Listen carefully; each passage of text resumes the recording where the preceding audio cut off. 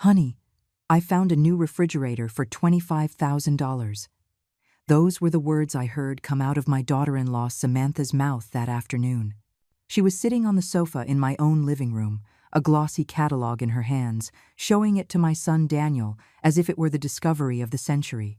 She was smiling with that smile I already knew so well. That smile that appeared every time she wanted something expensive, every time she needed to convince him to spend money they did not have. My son nodded. He nodded his head like an obedient child, as if $25,000 were 25 cents. As if that money fell from the sky, as if it were not his mother's money they were planning to spend. I was in the kitchen making coffee. I could see them from there. I could hear every word. Samantha kept talking, excited, pointing at the photos in the catalog. She talked about smart features, European design, cutting-edge technology. And I just thought about how many hours of work those $25,000 represented. How many tamales sold, how many seams sewn, how many swollen knees from scrubbing other people's floors. Then I saw how Daniel put his hand in my purse that was hanging on the dining room chair. He did it without asking permission, without even looking toward where I was, as if that purse were his, as if everything that was mine belonged to him. But he did not find what he was looking for. Instead of my card, he pulled out some folded documents. He opened them slowly, and in that moment, I saw his face change. He turned pale, white as wax. His hands began to tremble slightly. He looked at Samantha with wide eyes and said in a broken voice, "Honey, it says here the apartment is still in my mom's name." The silence that followed was heavy. Samantha stopped smiling. She snatched the papers from his hands and read them quickly. Her expression changed too. From excitement, it turned to confusion. And from confusion, it turned to something I knew very well: disappointment, frustration, anger. I continued making the coffee as if nothing had happened, as if I had not heard, as if I had not seen. But inside, something had broken. Something that had been cracking for years finally split in two. That night, I woke up at 3 a.m. It was not from a nightmare. It was because I heard voices coming from the living room, voices that were whispering, voices that spoke of me as if I did not exist. I lay still in my bed. I did not turn on the light. I did not make a sound. I just listened. I heard every word that came out of my son's and my daughter-in-law's mouths, every plan they were hatching, every lie they were constructing. Samantha was talking fast. She said I had a lot of money saved up, that she had seen it on my bank statements, that it was money I did not use, that it was just sitting there for no purpose, that they needed it more than I did, that they had debts, that they had plans, that they had a life ahead of them. Daniel listened to her in silence. I waited for him to say something, to stop her, to say that it was wrong, that I was his mother, that this money was mine, that I had earned it with my own effort. But he did not say any of that. He said yes. He said it was true. He said that I had too much money for a woman my age, that I did not need it anymore, that I did not have any big expenses, that it was better if they managed it, that it was for my own good. For my own good. Those 3 words hurt me more than anything else, because they revealed something I did not want to accept, that my son no longer saw me as his mother. He saw me as an obstacle, as someone who was in the way of his plans, as someone to be taken advantage of before it was too late. Samantha kept talking. She said they would try again tomorrow, that they would look for my card, that they would go to the bank, that they would take out what they needed, that afterward they would convince me it had been my idea, that I was old and forgetful, that I would not even notice. I heard footsteps. They were moving away toward their room, and I stayed there, alone in the darkness, with my heart racing and my mind more awake than ever. I thought about everything, about every sacrifice, about every sleepless night, about every plate of food I did not taste so my son could eat, about every dollar I saved by denying myself so he could have what he needed, about every dream I let go of so he could chase his. And now, he was here, in my own house, planning to steal from me, planning to deceive me, planning to treat me as if I were a fool who would not realize a thing. But something happened in that moment, something I myself did not expect. I did not feel like crying. I did not feel like screaming. I did not feel like confronting them. I felt something else. I felt clarity. I felt determination. I felt something I had not felt in a long time. I felt that the time had come to stop being the mother who gives everything and receives nothing. The time had come to be Esther Ramirez, the woman who raised a home alone, the woman who survived poverty, the woman who never gave up against anything or anyone. And if my own son thought he could deceive me, he was about to receive the most important lesson of his life. I closed my eyes and smiled in the darkness, because I knew something they did not know, that a 64-year-old woman is not weak. She is wise. And that wisdom can be more powerful than any plan. Tomorrow would be another day, a day in which I was not going to be the victim of this story. I was going to be the one who wrote the ending, and that ending was not going to be the one they expected. The days before that night had been strange. Now that I thought about it with clarity, everything made sense. Every gesture, every word, every forced smile. It had all been part of a plan I did not want to see. Because when you love someone, especially when it is your son, you prefer to believe the best. You prefer to ignore the signs. You prefer to think you are imagining things. But I was not imagining anything. It all began 3 months ago, when Daniel and Samantha moved in with me. They said it was temporary, that they were going through financial difficulties, that they needed to save up to buy their own house, that it would only be for a few months. I opened my doors to them without a second thought. He was my son, he was my blood, and a mother always has room for her son. At first, everything seemed normal. Samantha helped me with the cooking. Daniel fixed things around the house that I could not fix alone. We had dinner together. We watched television together. I felt accompanied after so many years of loneliness.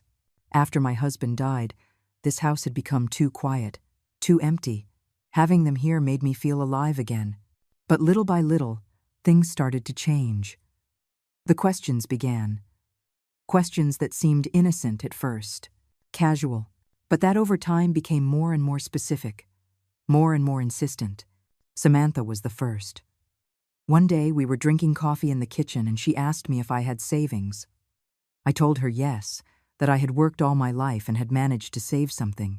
She smiled and told me that was good, that it was important to have security at my age, that many older women did not have that luck. Then she asked me where I kept that money. I told her in the bank.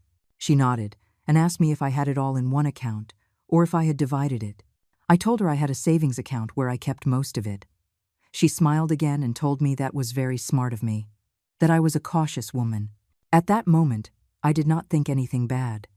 I thought she was just making conversation, that she was just curious. But now, remembering that conversation, I realized it had been the first step, the first stone on a path that would lead me directly to that early morning when I heard them planning to rob me. Days later, Daniel also started with the questions. He asked me approximately how much money I had. I told him it was none of his business. He laughed and told me he just wanted to know if I was okay, if I had enough to live comfortably, if I needed help with anything. I told him I was perfectly fine, that I had worked hard all my life precisely so I would not have to depend on anyone in my old age. He fell silent, but I saw something in his eyes, something I did not like, a shadow, an uneasiness, something that should not be there when a son looks at his mother. The weeks passed and their behavior became stranger. Samantha started to be overly friendly, overly attentive. She would bring me tea without me asking. She would ask me how I had slept. She would tell me I looked tired, that I should rest more, that she would take care of everything in the house. At first I liked it. I thought she was finally learning to care about me, that she was finally valuing everything I had done for them. But then I started to notice something, that her kindness always came with questions. Questions about my health, about my memory, about whether I forgot things, about whether I felt confused sometimes. She told me one day that her aunt had started forgetting things at my age, that later she had been diagnosed with dementia, that it was important to be attentive to the signs. I told her my memory was perfect, that I did not forget anything, that I knew exactly where everything was and how much money I had in the bank. She smiled, but that smile did not reach her eyes. Daniel also changed the way he spoke to me. He began to treat me as if I were fragile, as if I were simple. He would explain simple things to me as if I could not understand them. He would speak to me slowly. He would repeat things twice. And when I told him I had understood perfectly the first time, he would laugh and say he just wanted to make sure. One day, I heard them talking in their room. I was passing by the hallway and the door was ajar. Samantha was telling Daniel that I had a lot of money saved up and was not using it for anything, that this money could be helping them, that I was already old and did not need so much, that when I died, that money was going to be Daniel's anyway, so why not use it now when they needed it? Daniel did not say no. He did not stop her. He did not defend his mother. He just said they had to think it through, that they could not just take my money, that I would notice. Samantha laughed and told him I would not notice anything if they did it right, that they just had to be smart, that they just had to wait for the right moment. I moved away from that door with a heavy heart, but I still did not want to believe it. I still wanted to think I had misheard, that they were talking about something else, that my son would never be capable of something like that. But the signs kept appearing. One afternoon I found Samantha going through my papers in my bedroom. When I asked her what she was doing, she startled and told me she was looking for a recipe I had promised her. I told her my recipes were in the kitchen, not in my room. She laughed nervously and left quickly. Another night, Daniel asked me if I had made a will. I asked him why he wanted to know. He told me it was just curiosity, that he wanted to know if I had everything in order. I told him my affairs were perfectly in order and that it was not something we needed to talk about right now. He insisted. He told me it was important, that I should share that information with him, that he was my only son and had a right to know. A right to know. Those words sounded like an alarm, because he was not asking out of love. He was asking out of interest. He was not worried about my well-being. He was worried about my inheritance. The days kept passing, and I felt more and more uncomfortable in my own home. I felt like I was being watched, that they were waiting for something, that they were planning something, but I still did not know exactly what. Until that afternoon of the refrigerator, that afternoon when Samantha pulled out that ridiculous catalog and talked about $25,000 as if it were nothing. That afternoon when my son put his hand in my purse without permission. That afternoon when he found the apartment documents and realized it was still in my name. And that early morning when I heard them planning to rob me. Now everything made sense. Every question, every gesture, every fake smile. It had all been part of a plan to convince me that I was old and simple, to make me believe I needed their help, to take control of my money and my life. But they had made a mistake. Because I was not old and simple, I was old and wise. And there was a huge difference between those two things. I got out of bed as the sun began to rise. I dressed slowly. I combed my hair in front of the mirror. I looked myself in the eyes.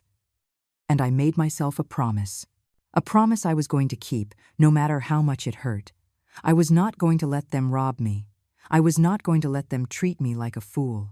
I was not going to let my own son disrespect me in that way. Because at this age, you learn something fundamental. That silence is not weakness. That calm is not ignorance. And that a woman who has survived 64 years in this world knows exactly how to protect herself, even when the danger comes from her own blood. That morning, I ate breakfast alone. Daniel and Samantha were still sleeping, or at least it seemed that way. I made my coffee like every morning. I cut a slice of bread. I spread a little butter on it. I sat in my usual spot, by the window, where the sunlight comes in. But nothing was as usual, because now I knew the truth. I knew that my son no longer saw me as his mother. He saw me as a source of money, as a bank he could turn to whenever he wanted, as a naive old woman who would not notice anything. As I drank my coffee, I remembered all the times I worked until I had no strength left. All the times I sewed other people's clothes until my fingers bled. All the times I cleaned houses for people who treated me as if I were invisible. All the times I sold tamales under the burning sun in the town square, sweating, with my legs swollen, just to be able to pay for Daniel's school. I remembered the times I ate only beans so he could eat meat, the times I stayed in old mended clothes so he could have new clothes, The times I denied myself small pleasures so he could have everything he needed. And some things he did not need, but that I wanted to give him anyway, because he was my son, because I loved him more than my own life. And now that son was planning to steal from me. I heard footsteps in the hallway. Samantha appeared in the kitchen. She was wearing an expensive robe that I knew she had bought with the credit card that Daniel couldn't pay off. She greeted me with a smile that now seemed fake to me, artificial, calculated. "Good morning. You are up early today," I replied kindly, because I also knew how to pretend. I also knew how to smile when inside I felt something else. I asked her if she had slept well. She said yes. She poured herself coffee. She sat down across from me, and she began to talk. She talked about the refrigerator again. She said she had been thinking about it all night, that it really was a good investment, that a refrigerator of that quality would last many years, that it would be worth spending the money now so as not to have to buy another one later. That besides, she knew I had enough money saved and that it would not be a problem for me. I watched her as she spoke. I looked at her intently, and I realized something. Samantha did not just want my money. Samantha hated me.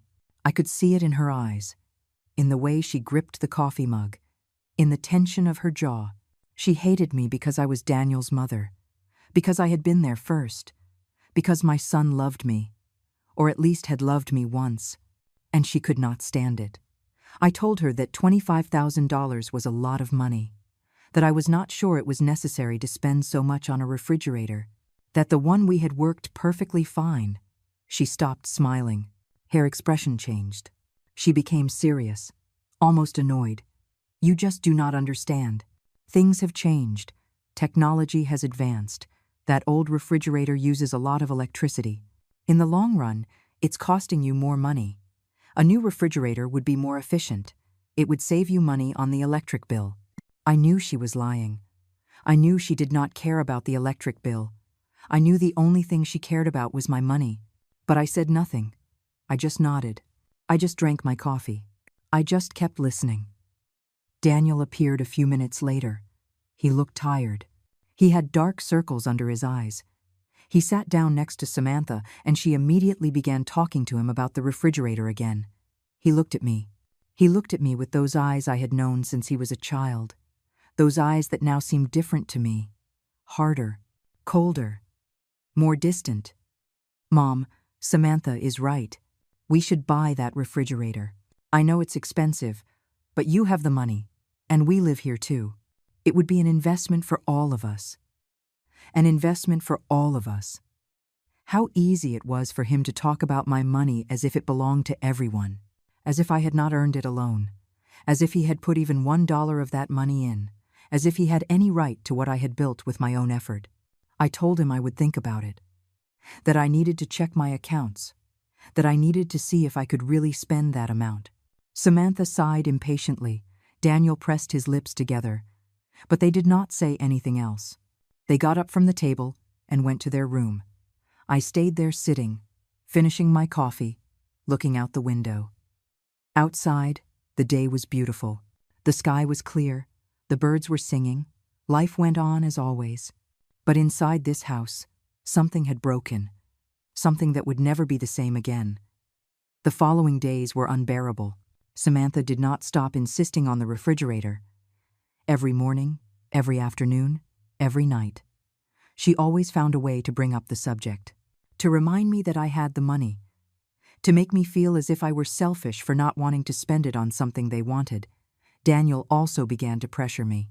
He told me I was too attached to money, that I did not know how to enjoy life, that what good was it to have so much money saved if I did not use it, that when I died, I wouldn't be able to take that money to the grave. When I died, those words chilled my blood because they revealed something terrible, that my son was already waiting for my death, that he was already planning what to do with my money when I was no longer here, that I was no longer a person to him. I was just an obstacle between him and his inheritance. One afternoon, while I was in my room, I heard a knock on the front door. I went out and saw it was a salesman, a young man in a uniform from some appliance store. He had brochures. He had catalogs. And Samantha had called him. The man came into the living room and began to show me refrigerators. Extremely expensive models. With digital screens. With water dispensers. With special compartments for wine. Things I had never needed in my life. Things that nobody really needs. Samantha was by my side, pointing at the photos, saying how wonderful they were. Daniel was on the other side, nodding at everything she said. And I was in the middle, feeling cornered. Feeling pressured. Feeling as if I had no choice. The salesman asked me which one I liked best. I told him none of them. That I was not interested in buying a new refrigerator. Samantha turned red. Daniel clenched his fists. The salesman looked uncomfortable and left quickly. When the door closed, Samantha exploded. She told me I was a cheapskate, that I did not know how to live, that I had the money but did not want to use it, that I was selfish, that I only thought of myself, that I did not care about them, that I did not care about family. Daniel did not stop her. He did not defend me. He just stood there, looking at me with resentment, as if I were the villain of the story, as if I were the one doing something wrong. I went to my room without saying anything. I closed the door. I sat on my bed. And for the first time in many days, I felt like crying. Not for them, but for me. For everything I had lost. For the illusion of having a family. For the love of a son that no longer existed. But I did not cry. Because something inside me had changed. Something had hardened. I had realized that I could not keep being the selfless mother who gives everything and receives nothing in return. I had to be something else. I had to be a woman who protects herself. That night, when everyone was asleep, I took out my bank papers. I reviewed my statements. I counted how much money I had. And I made a decision. A decision that would change everything. I was not going to give them a single dollar. I was not going to let them rob me. I was not going to let them manipulate me. I was going to protect what was mine. And if that meant losing my son, then so be it. Because I had already lost him anyway. The son I knew no longer existed. What was left was a man I did not recognize. A man who had chosen money over his own mother. And if I had learned anything in 64 years of life, it was this. That true love does not ask. It does not demand. It does not manipulate. And that when someone treats you like that, no matter who they are, you have to know how to say no, even if that someone is your own son. The next morning, I woke up with a clarity I had not had in weeks. I knew exactly what I had to do. I was not going to confront them. I was not going to yell at them. I was not going to cry in front of them. I was going to act in silence. I was going to protect what was mine in the only intelligent way. Without drama, without scandals, just with strategy. I dressed with care. I chose my most formal clothes. A simple but elegant dress. I combed my hair. I put on the earrings my husband gave me for our 20th wedding anniversary. I looked in the mirror and saw the woman I truly was. I was not a victim. I was a survivor. And survivors know how to take care of themselves. I left my room and went straight to the kitchen. Daniel and Samantha were still sleeping. Perfect. I did not want explanations. I did not want questions. I made a quick coffee. I grabbed my purse. I checked that I had my identification and my documents, and I left the house without making a sound. The bank opened at 9 o'clock. I arrived 10 minutes early. I sat on the bench outside to wait. The morning sun was warm. The street was calm. Everything seemed normal. But I knew that nothing would be normal again after this day. When the doors opened, I was the first one in. I went directly to the customer service desk. A young woman greeted me with a smile. I told her I needed to speak with an account executive, that it was urgent. She asked me to wait a moment. 5 minutes later, a man about 40 years old called me into his office. He introduced himself as Mr. Wallace. He offered me a seat. He offered me water. He asked me how he could help me, and I told him the truth. The whole truth. I told him my son and daughter-in-law were planning to steal from me, that they had tried to take my card without my permission, that they were pressuring me to spend my money on unnecessary things, that I feared they would try to access my account in some way, that I needed to protect myself. Mr. Wallace listened to me attentively. He did not judge me. He did not make me feel like I was exaggerating. He just took notes. He nodded, and he told me he understood perfectly. That, unfortunately, he had seen similar cases many times. That I had done the right thing by coming in. He explained the options I had. I could change all my access codes. I could cancel my current card and request a new one. I could add security alerts to my account to notify me of any movement. I could even open a new account at another bank and transfer most of my money there. I told him I wanted to do all of that. Everything necessary to protect myself. He smiled with understanding and began the process. First, we changed all my passwords, my card's PIN, the security questions, everything. Then we canceled my old card and requested a new one that would arrive at the branch in 3 days. Not at my house. We activated text message alerts for any transaction over $100. And we set up the account so that any withdrawal over $1,000 would require my physical presence at the bank with identification. But that was not enough for me. I asked Mr. Wallace if we could do something else. Something that would truly ensure that no one could touch my money without my authorization. He thought for a moment and then suggested something that seemed perfect. We could create a secondary account with only $1,000, a decoy account. If someone managed to access my information, they would only see that account. The main account, with all my real savings, would be invisible in normal inquiries. Only I could access it with a special code. I agreed immediately. Mr. Wallace worked on his computer for almost an hour. He made calls. He filled out forms. He verified my identity 3 times. And finally, he handed me all the new documents. He explained that my money was now safer than ever, that even if someone stole my card, they could not do anything with it because the PIN was new, that even if someone managed to get into my account online, they would only see the $1,000 in the decoy account, that my real savings were protected in an account that no one would know existed. I thanked him. I shook his hand, and I walked out of that bank feeling stronger than I had felt in months. I had taken control. I had acted intelligently. I had protected what was mine without needing to scream or fight. I walked down the street back home. I stopped at a bakery and bought some pastries.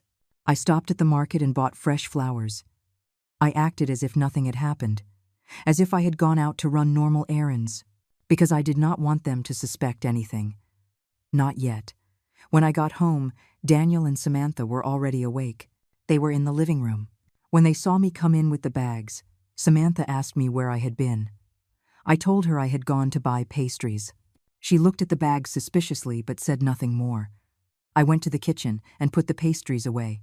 I put the flowers in a vase with water. I made fresh coffee. Everything normal. Everything calm. As if my heart were not beating fast. As if I had not just taken the most important step of my life. That afternoon, Samantha brought up the refrigerator topic again. But this time her tone was different, more urgent, more desperate. She told me the salesman had called. That there was a special offer, that if we bought it this week, they would give us a 10% discount. That there were only 2 units left available. That we had to decide now. I looked her in the eyes, and for the first time in a long time, I did not feel guilt. I did not feel the need to please her. I just felt a deep calm.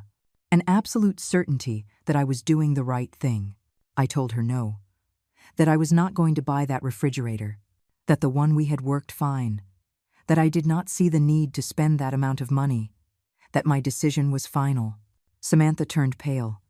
Daniel, who was next to her, clenched his jaw. I felt the tension in the air, but I did not move. I did not change my expression. I just looked at them calmly and waited to see what they would do. Samantha stood up abruptly from the sofa. She muttered something under her breath and went to her room, stomping her feet. Daniel stayed there, looking at me with an expression I could not decipher. There was surprise. There was anger. There was something else. Something that looked like fear. "Mom, we need to talk." I told him there was nothing to talk about, that I had made a decision, and he had to respect it. He approached me. He sat in the chair across from mine, and for a moment, I saw the boy he had been, the boy who hugged me when he was scared, the boy who told me he loved me, the boy who promised to always take care of me. But that boy no longer existed. The man in front of me was someone else, a person I no longer recognized. "Mom, you do not understand. We really need that money. We have debts. We have problems. And you have so much saved up. It costs you nothing to help us. It costs me nothing." Those words pierced me, because they revealed that he had no idea. He had no idea how much every dollar of that money had cost me. He had no idea how many years I had worked, how many nights I had cried from exhaustion, how many times I had sacrificed my own dreams for his. I told him that money was mine, that I had earned it, that I had decided to save it for my old age, to have security, to not depend on anyone, and that I was not going to spend it on unnecessary things just because he and his wife did not know how to manage their own money. He stood up. His expression changed. It became hard, cold. He looked at me in a way he had never looked at me before. And he said something that broke my heart. "Well then, I hope that money keeps you company when you're alone, because we are not going to be here forever." He went to his room and slammed the door. I stayed there sitting, with my hands trembling, with my heart racing. But I did not cry. I did not break down. Because I knew I had done the right thing. That night, I went to bed early. I locked my door. And I slept better than I had slept in weeks. Because for the first time in a long time, I was in control. I had made the decisions. I had protected myself. And if they wanted to keep trying, they were going to find out that a 64-year-old woman can be much smarter than they imagined. Because respect is not begged for. It is earned. And when someone loses it, no matter how much love you felt for that person, you have to know how to defend yourself, even if that person is your own son. The days that followed were tense. The house filled with a heavy silence, the kind of silence that hurts more than words. Daniel and Samantha barely spoke to me. When I entered a room, they would leave. When I prepared food, they ate in their room. It was like living with ghosts. Ghosts full of resentment. But I was not going to give in. I was not going to apologize for protecting what was mine. I was not going to beg them to talk to me. If they had decided to treat me this way just because I did not give them my money, then I had made the right decision. Because that confirmed it was never about love. It was always about interest. One afternoon, while I was watering the plants on the patio, I heard the house phone ring. It was an old phone I kept because I liked it. Because it reminded me of simpler times, I answered. It was a woman's voice I did not know. "Good morning. I'm calling from Central Bank. We are trying to verify a recent transaction on your account. We need you to confirm some details." I told her I had not made any recent transactions. The woman insisted. She said a charge of $500 at an appliance store had appeared. That they needed to verify it was me. I told her it definitely was not me. That I had not bought anything at any store. There was a silence on the other end. Then the woman asked for my card number to verify, and right there I knew something was wrong. Because the bank never asks for your card number over the phone. I told her I was not going to give her that information. That if there was a problem, I would go to the bank personally. The woman insisted. Her voice became more urgent, more nervous. She said it was important. That someone might be stealing from me. That I needed to act fast. But I had already understood. This was not a call from the bank. It was an attempted theft, and I suspected who was behind it. I hung up the phone without saying another word. I stood there, my heart racing. I walked toward Daniel and Samantha's room. The door was closed, but I could hear voices inside. Voices talking in whispers. Voices that sounded frustrated. I knocked on the door. The silence was immediate. Then I heard footsteps. Samantha opened it. She looked at me with a neutral expression, almost bored, as if I were an annoyance. "What do you want?" I asked her if she was the one who had called pretending to be the bank. Her expression did not change, but I saw something in her eyes. A flash. A silent confirmation. She shook her head and told me she did not know what I was talking about, that I was making things up, that maybe I was confused. Confused. That word again. As if I were a crazy old woman who could not distinguish reality. As if my mind were failing. As if they could manipulate me with that narrative. I told her I knew perfectly well what was happening, that I was not a fool, that I was not going to fall for their tricks. Samantha smiled. It was a cold smile, a joyless smile, and she said something that chilled my blood. You are the one making this difficult. We just want to help you, but you will not let us. One day you are going to be alone and you are going to regret treating us this way." She closed the door in my face. I stood there, feeling the rage rise in my chest. But I did not pound on the door. I did not scream. I did not cry. I just took a deep breath and went to my room, because I knew that reacting was giving them power, and I was not going to give them that satisfaction. That night I could not sleep, not out of fear, but out of alertness. I felt that something was going to happen, that they were planning something else, and I was not wrong. Around morning, I heard noises, soft noises, like someone walking barefoot down the hallway. I stayed motionless in my bed, with my eyes open in the darkness, listening. The footsteps stopped in front of my door. I saw the shadow of someone on the other side. I saw them try to turn the doorknob, but it was locked. I always locked it ever since that early morning when I heard them planning to rob me. I heard a sigh of frustration, and then the footsteps moved away. The next day, when they left the house, I checked my room. I looked to see if anything was missing, if they had moved anything, and then I saw it. My jewelry box was in a different place. Someone had touched it. Someone had looked through it. I opened it and counted the few pieces of jewelry I had. They were all there, but I knew they were not looking for jewelry. They were looking for papers. They were looking for information. They were looking for a way to access my money. I gathered all my important documents. The new bank statements Mr. Wallace had given me, the apartment papers, my will, my backup identification, everything. I put it all in a cloth bag and left the house. I walked 3 blocks to my friend Carol's house. Carol and I had known each other for over 30 years. We had raised our children together. We had shared sorrows and joys. She knew all about my situation.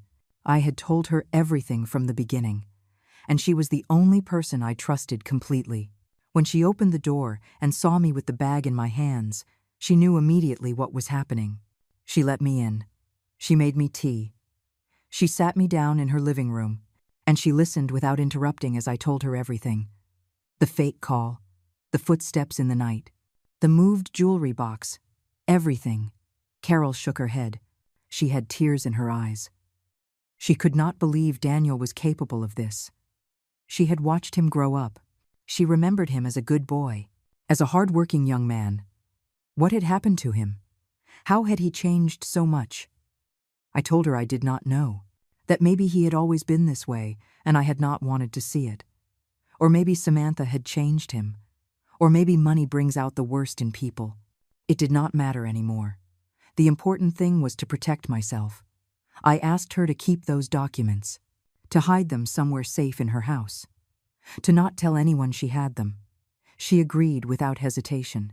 She took the bag and put it in a drawer in her room. Then she hugged me. It was a long hug, a hug I needed, a hug that reminded me I was not alone, that there were still people who truly loved me. When I returned to my house, Daniel and Samantha were already back. They were in the living room. When they saw me come in, Daniel stood up.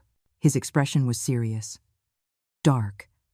He approached me and asked where I had been. I told him I had gone to visit Carol. He asked me why. I told him because she was my friend and I could visit her whenever I wanted. He insisted. He asked if I had taken anything with me. If I had taken anything out of the house. I felt the air grow thicker. Samantha had also stood up. They were both looking at me, waiting for my answer, looking for any sign, any confirmation of their suspicions. I told them I had not taken anything out, that I had just gone to have tea with my friend. Daniel did not believe me. I could see it on his face. He walked toward my room. I followed him. I watched him go in and start searching. He opened my closet. He checked my drawers. He looked under my bed. He looked everywhere. I asked him what he was looking for. He did not answer me. He kept searching. Samantha joined him. Between the two of them, they searched every corner of my room. And I let them. I let them do it. Because I knew they were not going to find anything. Because everything important was safe, far from their hands. When they finished searching, Daniel looked at me with anger, with frustration. He knew I had moved something. He knew I had acted. But he could not prove it. He could not do anything. And that was driving him crazy. "Where are the apartment papers, Mom?" I told him they were put away in a safe place, that they were none of his business, that this apartment was mine and would remain mine, that I was not going to hand anything over to him, that if he wanted something, he would have to earn it for himself. Like I had. He moved closer to me. He stood face to face with me, and for a moment, I thought he was going to yell at me, that he was going to lose control. But he did not. He just looked at me with a coldness that broke my soul and said something I will never forget. "You are going to regret this, Mom. You are going to end up alone, and when you need help, I will not be there." I told him I preferred to be alone than to be surrounded by people who only wanted me for my money, that if that was his decision, he could leave whenever he wanted, that the door was open. He left my room in a fury. Samantha followed him. I heard them arguing in their room.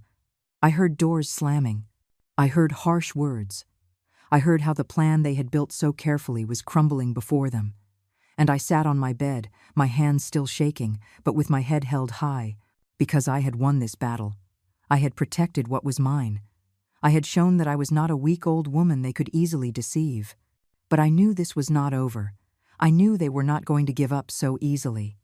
I knew they were going to try something else, something more desperate, something more dangerous. And I had to be ready. I had to be alert. Because the war was just beginning. The days dragged on like open wounds. Daniel and Samantha no longer tried to hide their hostility. They looked at me with contempt.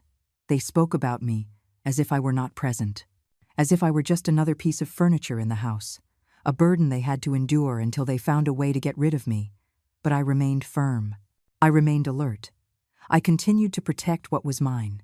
One morning, while making coffee, I heard Samantha talking on the phone in the living room. She was speaking in a low voice, but I could hear some words. She was talking to someone about me. She was saying that I was becoming difficult, that I was no longer reasonable, that maybe I was losing my mind, that they needed to act soon before it was too late. Act soon. Those words put me on high alert. What were they planning now?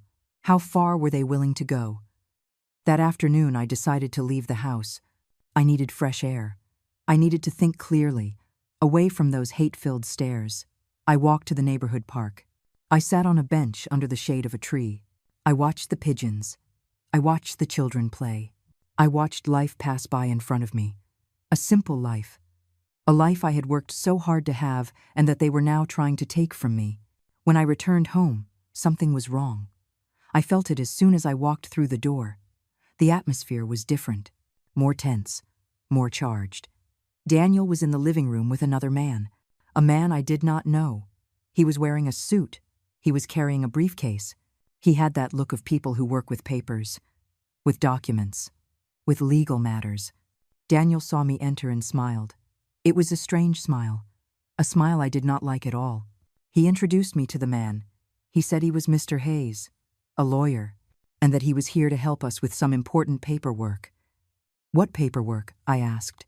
Daniel asked me to sit down, that we needed to talk, that it was something important. I did not sit. I remained standing, with my purse still in my hand, ready to run if necessary. Mr. Hayes took some documents out of his briefcase. He explained that Daniel had contacted him because he was worried about me, because he had noticed that I was having memory problems, that I got confused easily, that I forgot things, that maybe I needed help managing my affairs. I felt my blood boil. This was a trap to declare me incompetent, to take away control of my money, so Daniel could take charge of everything, to rob me legally. I told the lawyer I was perfectly fine, that my memory worked perfectly, that I did not need anyone to manage my affairs, that I could do everything myself. The lawyer nodded and told me it was just a precaution, that it was normal at my age, that many people did it. Daniel chimed in. He said he just wanted to help me, that he did not want me to get scammed, that he did not want me to lose my money because of some mistake, that if I gave him power of attorney over my accounts, he would take care of everything. I would only have to worry about resting, about enjoying my final years. as if I were already on the verge of death, as if I had no time left, as if what I wanted no longer mattered. I told them no, that I was not going to sign anything, that I was not going to give power over anything to anyone, that my affairs were mine and mine alone. The lawyer looked at me with a serious expression.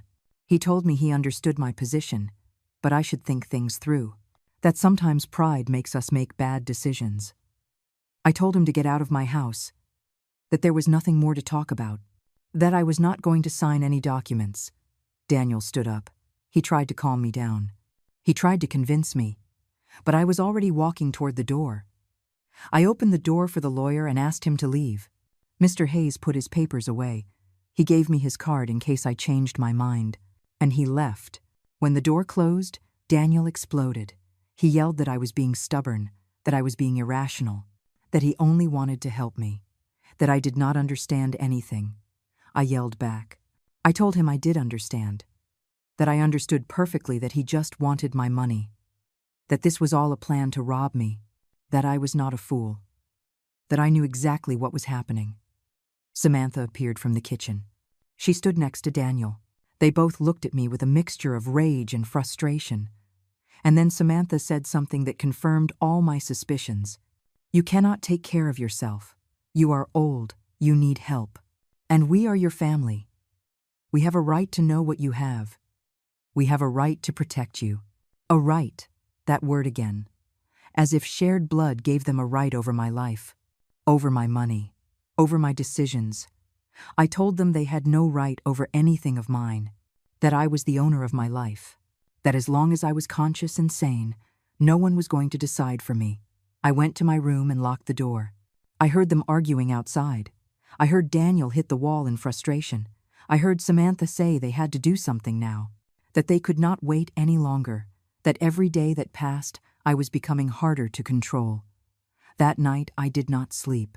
I stayed awake, sitting on my bed, listening to every noise in the house, waiting, alert, because I knew something was going to happen. I could feel it in the air, in the heavy silence, in the tension that filled every corner, and I was not wrong. Around 2 a.m, I heard voices again, the same whispering voices I had heard that first night, the voices that had started it all. I got out of bed slowly. I walked to the door. I pressed my ear to the wood. It was Samantha. She was talking on the phone with someone. She was talking fast, nervous, desperate.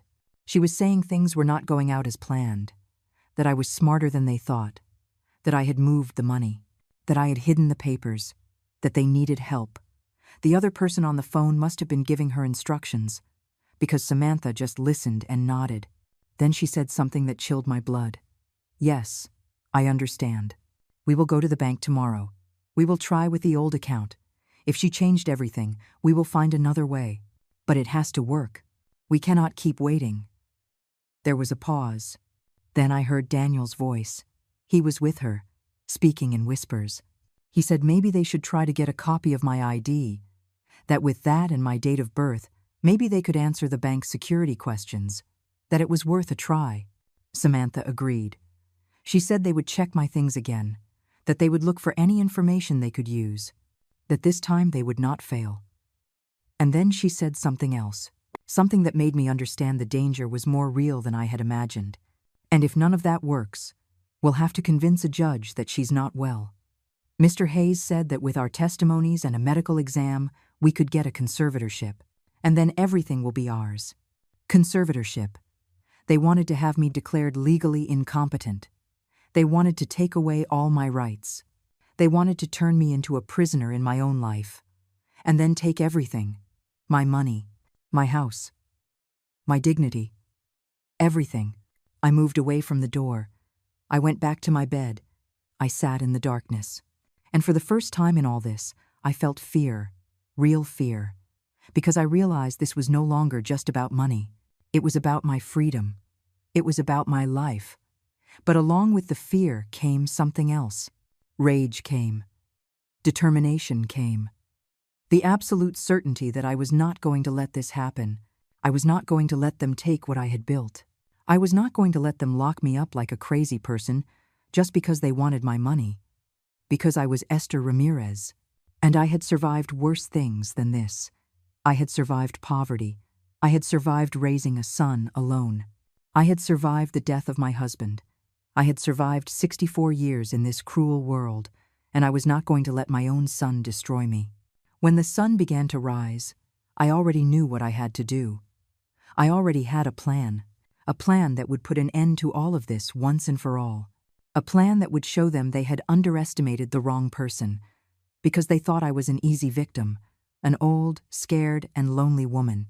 But they were about to discover that this old woman had more strength than they ever imagined, and that when a woman decides to defend herself, no trap will work, no lie will stop her, no betrayal will destroy her. There is only justice. A silent but relentless justice. A justice that would come sooner than they expected. That morning, I woke up with a calm I had not expected. It was not the calm of resignation. It was the calm of someone who knows exactly what she is going to do, of someone who has made a decision and no longer has doubts. I dressed slowly. I combed my hair in front of the mirror. I looked myself in the eyes and saw the woman I truly was. A woman who was not going to give up. A woman who was going to fight until the end. I left my room and went straight to the kitchen. Daniel and Samantha were already there. They were eating breakfast in silence. When they saw me enter, they exchanged a look loaded with intention.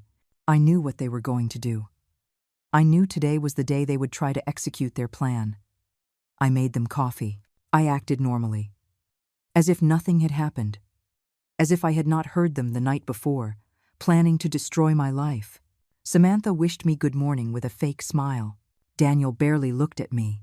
He had that tense expression of someone who is about to do something he knows is wrong. We ate breakfast in silence. I ate my bread calmly. I drank my coffee slowly.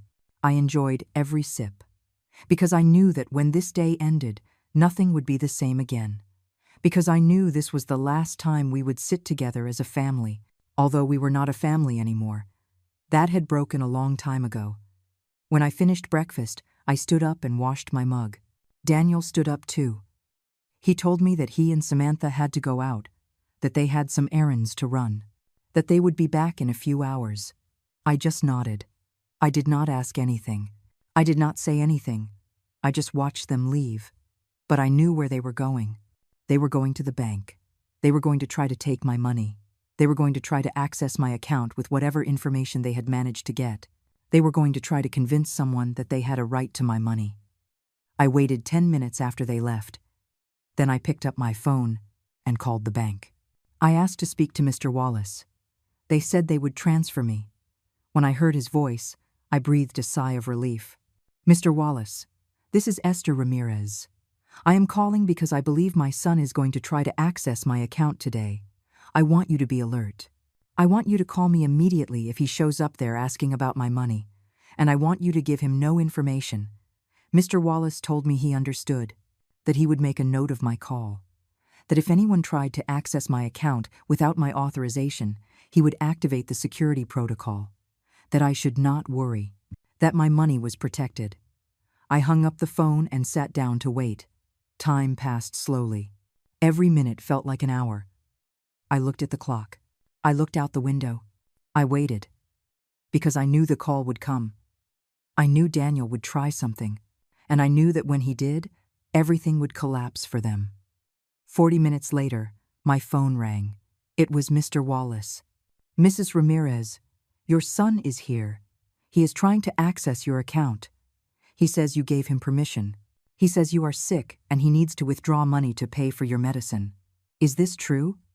I told him no, that I was not sick, that I had not given him any permission, that he was lying, that he should please activate the security protocol and not allow him to touch any of my money. Mr. Wallace told me he would do so.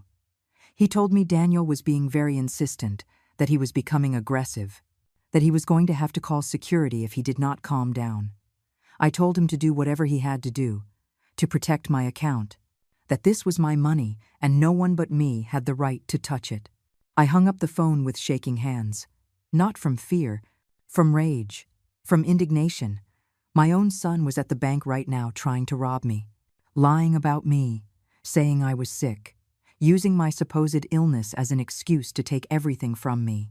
I sat on the sofa to wait. I did not know how long it would be before they returned, but I knew that when they did, everything would explode. And I was ready, more than ready. I was prepared to face them, to tell them everything I had been holding in, to end this charade once and for all. 2 hours later, I heard the door open. I heard furious footsteps entering the house. I heard Samantha's voice cursing. I heard Daniel breathing heavily. They entered the living room and saw me there, sitting, calm, waiting for them. Daniel stood in front of me. His face was red. His hands were trembling. He had the expression of someone who has just been humiliated, of someone whose plan has failed spectacularly. "What did you do, Mom? Why did you tell the bank not to give me access?" "I am your son. I have a right." I stood up. I looked him straight in the eyes, and for the first time in a long time, I did not feel love when I looked at him. I only felt disappointment, sadness, and a coldness that I did not recognize in myself. "You have no rights. That money is mine. I earned it, with my work, with my effort, with my sacrifices, and you have no right to touch it, much less by lying, much less by saying, 'I am sick.'" Samantha stepped forward. She yelled that I was selfish, that they had taken care of me, that they had been there for me. That I owed them. I laughed. It was a bitter laugh, a joyless laugh. "Taken care of me? You moved in here because you had nowhere to live, because you could not pay your own rent. I opened the doors of my home to you. I gave you shelter. I gave you food. And the only thing you have done is plan how to rob me, how to take everything I have, how to have me declared incompetent to keep my money." The silence that followed was heavy. Daniel opened his mouth to say something, but no words came out. Samantha turned pale. They knew I knew everything. They knew I had heard them. They knew their plan was over. "I heard you last night. I heard every word. I heard how you planned to go to the bank, how you planned to get my ID, how you planned to have me declared incompetent. I heard everything, and I took action. I changed all my passwords. I moved my money. I hid my documents. I did everything necessary to protect myself. From you. From my own blood." Daniel took a step toward me. His expression was one of pure rage, of frustration, of someone who has just lost everything. "You do not understand anything. We need that money. We have debts. We have problems. And you have so much saved up, doing nothing with it. What do you want it for? To take it to the grave?" My voice came out cold. Colder than I expected. It came out with a frightening calm. "I want it to live. To have security. To not depend on anyone. And especially not to depend on a son who only sees me as a source of money. A son who is willing to declare me crazy to rob me. A son who has betrayed me in the worst way possible." I walked to the front door. I opened it wide. I turned to them and said the words I had been holding back for weeks. The words I had to say. The words that would change everything. "I want you to leave. I want you to get out of my house. Now, both of you. And I do not want to ever see you again." Samantha screamed that I could not do that. That they lived here. That they had rights. I told her this house was in my name. That I was the owner. That I decided who lived here and who did not. And that they were no longer welcome. Daniel looked at me with an expression I will never forget. A mixture of hatred and pain. Of rage and sadness. He opened his mouth to say something. Maybe to apologize. Maybe to beg. But Samantha grabbed him by the arm and pulled him toward their room. I heard them packing. I heard drawers opening and closing. I heard suitcases being dragged. I heard voices arguing. Samantha was telling Daniel that I would regret this. That one day I would need them, and they would not be there. Daniel said nothing. He just packed in silence.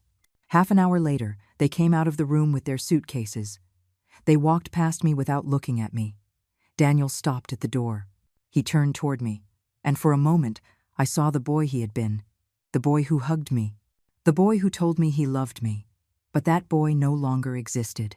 Goodbye. "Mom." I did not answer. I just held the door open. I watched him leave. I watched Samantha leave behind him. I watched them put their suitcases in the car. I watched them drive away down the street. And when I could no longer see them, I closed the door. I stood there, in the silence of my house, in the emptiness they had left. And then, only then, the tears came. I cried. I cried for the son I had lost. I cried for the years I had dedicated to raising him. I cried for the love I had given him, and that he had despised. I cried for all that could have been and never would be, but I also cried with relief. Because the war was over. Because I had won. Because I had protected what was mine. Because I had had the courage to do what I had to do. I dried my tears. I took a deep breath, and I walked through my house. My house, empty but mine, silent but in peace. And for the first time in months, I felt free. The first few days after they left were strange. The house felt different, bigger, quieter, but it was not a heavy silence like before. It was a clean silence, a silence that let me breathe, a silence that was mine. I woke up that first morning alone, and for a moment, I forgot what had happened. I expected to hear Daniel's footsteps in the hall. I expected to hear Samantha's voice complaining about something, but I heard nothing. Only the birds singing outside my window. Only the sound of the wind moving the curtains. Only peace. I got up slowly. I made my coffee. This time I did not have to make it for 3, just for me. I sat in my spot by the window and watched the sun come through the glass. And I realized something. I had forgotten what it felt like to be at peace in my own home. I had forgotten what it was like not to have to be on alert all the time. I had forgotten what it was like to live without fear. Carol came to visit me that afternoon. She knocked on the door with her characteristic knock. 3 soft taps. When I opened it, she hugged me without saying anything. She just hugged me, and that hug told me everything I needed to know. That she understood, that she was there, that I was not alone. We sat in the living room with hot tea. I told her everything. How it had ended. How I had confronted them. How I had asked them to leave. How they had left my house with their suitcases and their anger. Carol listened without interrupting. When I finished speaking, she sighed deeply. You did the right thing, Esther. I know it hurts. I know he is your son. But you could not let them destroy you. You could not let them take away your dignity, your peace, your life. I told her I knew, that in my mind I knew I had done the right thing, but that my heart still ached. Because no matter how much someone betrays you, when it is your son, the love does not just disappear, it stays there. It hurts, it bleeds, but it stays. Carol took my hands. She looked me in the eyes. And she told me something I needed to hear. A mother's love isn't blind, Esther, it's brave. And sometimes being brave means knowing when to walk away, when to say enough, when to protect yourself. Because you cannot take care of anyone if you do not take care of yourself first. Those words made me cry again, but this time they were not tears of pain. They were tears of liberation, of acceptance, of understanding that I had done what I had to do, and that it was okay to feel pain for it. It was okay to miss my son. It was okay to wish things had been different. But it was also okay to have let him go. The days passed.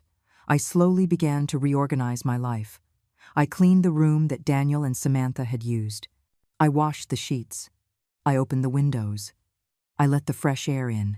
And as I cleaned, I found things they had left behind. A magazine, a pen, a crumpled note.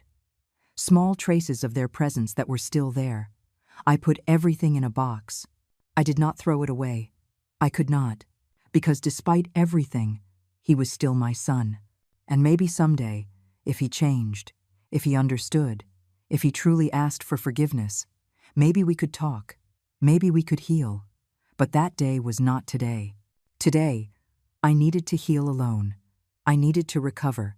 I needed to remember who I was before all of this. One afternoon, I received a call. It was from a number I did not recognize. I hesitated to answer, but something made me pick up. It was Daniel. His voice sounded different, more somber, more tired. He told me he needed to talk to me, that he had been thinking, that maybe he had made mistakes.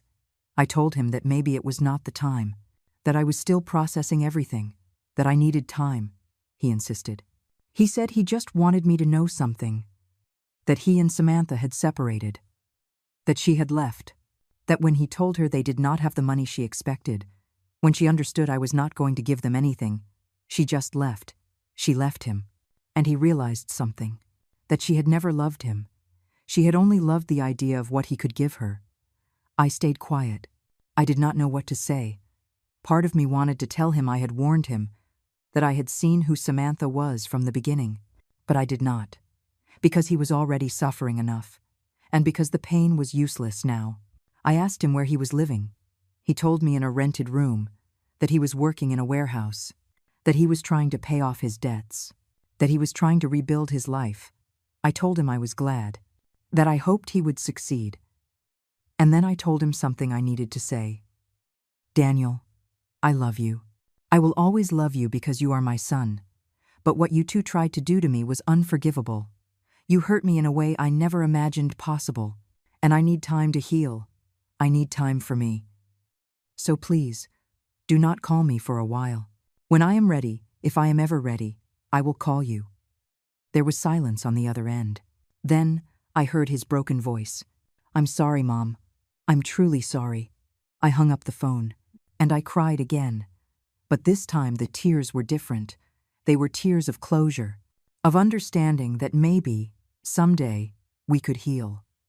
But that day was not today. Today, I needed to focus on me. I started doing things I had stopped doing. I started sewing again. I took my old machine out of the closet and put it on the dining room table. I bought colorful fabrics. I started making tablecloths, cushions, small things that made me happy. Things I had stopped doing because I was always busy taking care of others. Taking care of Daniel. Taking care of the house. Taking care of everything but myself. Carol invited me to join her knitting group, a group of women our age who met on Tuesday afternoons at the community center. At first, I hesitated. I was not sure I wanted to socialize, to tell my story, but Carol insisted. She told me it would do me good to be around other women, other stories, other lives. I went to the first meeting nervously, but when I got there, I found something I did not expect. I found women like me, women who had lived long lives, women who had suffered, women who had been betrayed, women who had had to make difficult decisions, and women who, despite everything, kept going. One of them, Gloria, told me her story. Her daughter had left her in a nursing home and never came back to visit. Gloria had managed to get out of there, get her apartment back, and now lived alone but happy. Another woman, Shirley, told me how her husband had tried to leave her with nothing when they divorced. But she had fought, she had gone to court, and she had won. Hearing those stories made me feel less alone. It made me understand that what I had lived through was not unique. That many women our age face betrayals, face abuse, face attempts to take what is theirs, but that many of us also fight back. We defend ourselves, and we move forward. I started going every Tuesday.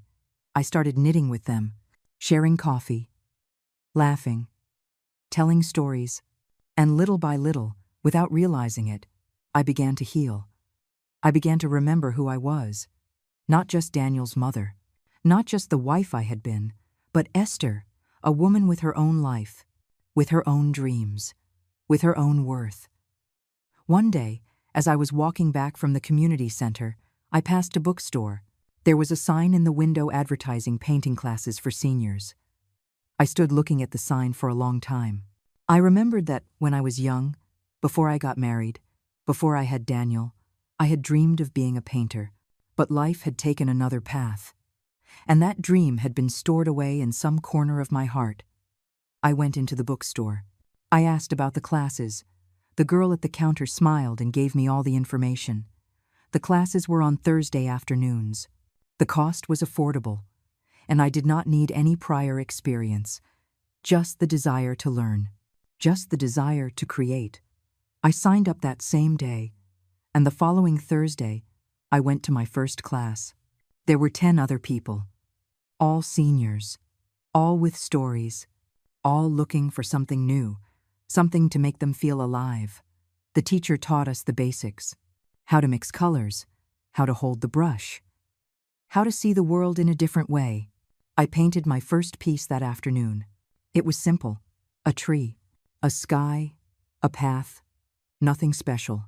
But when I finished it and saw it there in front of me, I felt something I had not felt in a long time. I felt pride, I felt joy. I felt that I was creating something, that I was doing something just for me, with no obligations, with no expectations, just because I wanted to. I hung that painting in my living room when I got home. I put it where there used to be a family photo of Daniel, Samantha, and me. The photo that was now put away in a drawer, the painting filled that space. And every time I looked at it, it reminded me that I was building a new life. A life that was mine. A life that no one could take from me. The weeks passed and I realized something. I did not think about Daniel all the time anymore. I no longer woke up with that weight in my chest. I no longer felt that constant sadness. It still hurt. I still missed the son he could have been. But the pain no longer consumed me. It no longer defined me. I had chosen peace. I had chosen my dignity. I had chosen to live. 3 months had passed since Daniel and Samantha left my house. 3 months in which my life had changed completely. I no longer lived in fear. I no longer lived on constant alert. I lived in peace. A peace I had built myself. A peace that no one could take from me. It was a Saturday morning. I had gone out early to buy fresh flowers for the house. I liked having flowers in every room. They reminded me that life goes on, that beauty exists, that it is worth getting up every day. As I was walking back with my flowers, I saw him. Daniel was standing on the corner of my street. He looked like he had lost weight. He had dark circles under his eyes. He looked tired, older than he really was. When our eyes met, he shyly raised his hand, as if wanting to wave, as if wanting to get closer. I just kept walking. I did not run. I did not change direction. I just continued on my way. I walked past him without stopping, without speaking, without looking back, because I was not ready yet, because forgiveness cannot be rushed, because healing takes time. I heard him call my name. Mom. That word, which used to fill me with love, now only brought painful memories. I kept walking. I did not stop. I did not turn around. I just continued toward my house, toward my refuge, toward my peace. When I arrived, I closed the door behind me. I put the flowers in water. I made coffee. I sat on my sofa, and I breathed peacefully. Because I had made the right decision. Because I didn't owe anyone anything, not even my son. Because I had learned something fundamental in these months. That self-love is not selfishness. It is survival. That afternoon, Carol came to visit me as she always did on Saturdays. I told her I had seen Daniel, that he had tried to talk to me, that I had kept walking. She nodded with understanding. And how did you feel? I told her the truth, that I had felt sadness, that it still hurt, that maybe it always would, but that I had also felt something else. I had felt resolve. I had felt certainty that I was doing the right thing, that I was not ready to forgive, and that maybe I never would be, and that was okay, that I had the right to protect my peace, to protect my heart, to protect myself. Carol smiled. She told me she was proud of me, that I had walked a difficult path, that I had made decisions few women dare to make, that I had chosen my dignity over misunderstood love, over the guilt that society places on mothers, over everything. That night, I made my favorite dinner: chicken mole, rice, hot tortillas. I ate slowly, savoring every bite, looking out the window at the sunset, thinking about everything that had happened, about everything I had lost, but also about everything I had gained. I had gained my freedom. I had gained my peace. I had gained the right to live my life as I wanted, without manipulations, without lies, without betrayals. I had gained something many people never find. I had gained myself. The following days, I continued with my routine. My painting classes on Thursdays, my knitting group on Tuesdays, my morning walks, my coffees with Carol. My simple life, but mine. My quiet life, but full. My life without drama, but full of small joys. One afternoon while I was painting in my class, the teacher stopped in front of my easel. He looked at my work. It was a landscape, a path disappearing into the horizon, a sky full of colors, a solitary but strong tree in the middle of the field. It's beautiful, Esther. There is something in this painting that conveys strength. Solitude. Yes, but also freedom, as if the tree had chosen to be alone, as if that solitude were an act of courage. I smiled, because he had understood, because that was exactly what I had wanted to paint. My own story, my own path, my own freedom. The months continued to pass. The pain grew smaller, more manageable. I still thought about Daniel. I still wondered how he was. I still wished things had been different, but it no longer consumed me. It no longer kept me up at night. It no longer stole my peace. I had learned to live with that scar. Because scars do not disappear. They just become part of you. They remind you where you came from. They remind you what you survived. They remind you that you are stronger than you thought. One morning, while drinking my coffee by the window, I saw a bird building its nest in the tree in the garden. I watched it work for days, carrying twigs, arranging them carefully, building its home with patience, with dedication, with self-love. And I understood that was exactly what I was doing. I was rebuilding my nest. I was creating a new home. Not the home I had before. That one no longer existed, but a new home. A home where I was the priority. Where my peace was the most important thing.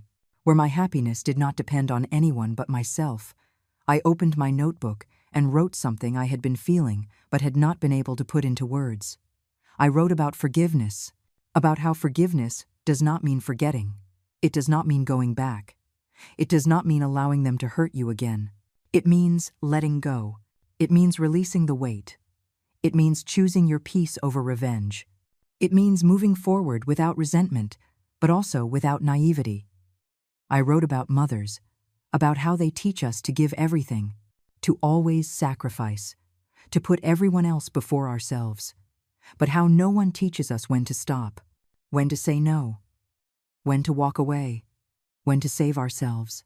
I wrote about old age, about how society wants to make us believe we are useless, that we are no longer valuable, that we are just a burden, but about how old age is actually wisdom. It is strength. It is clarity. It is the moment when you finally understand that your life belongs to you, that it always belonged to you. I closed the notebook and looked out the window. The sun was shining, the birds were singing, life continued, and I was here, alive, free, in peace. My bank account was intact. My apartment was still in my name. My documents were safe. My dignity was restored. And most importantly, my soul was calm. I had paid a high price for this peace. I had lost my son. I had lost the illusion of having a family. I had lost many things, but I had gained something invaluable. I had gained myself. I had recovered myself. I had saved myself. And if I had learned anything in these 64 years of life, it was this: that justice does not always come with judges or police. Sometimes it comes in the form of inner peace. It comes in the form of nights where you can sleep soundly. It comes in the form of mornings where you wake up without fear. It comes in the form of a life that is finally your own. I took the last sip of my coffee. I smiled, looking at the horizon, and I whispered to myself the words that had become my mantra: my truth, my freedom. 3 coins were left in that decoy account, and no guilt was left on my conscience. I closed my eyes. I took a deep breath, and I gave thanks. I gave thanks for the strength I found when I needed it most. I gave thanks for the courage to choose myself. I gave thanks for this second chance to live. To truly live. Because in the end, that was what mattered. Not how much money you had, not who was by your side, but whether you could look in the mirror and be at peace with the person you saw. If you could sleep soundly knowing you had done the right thing. If you could live without fear, without guilt, without regrets. And I could. Finally, after everything, I could.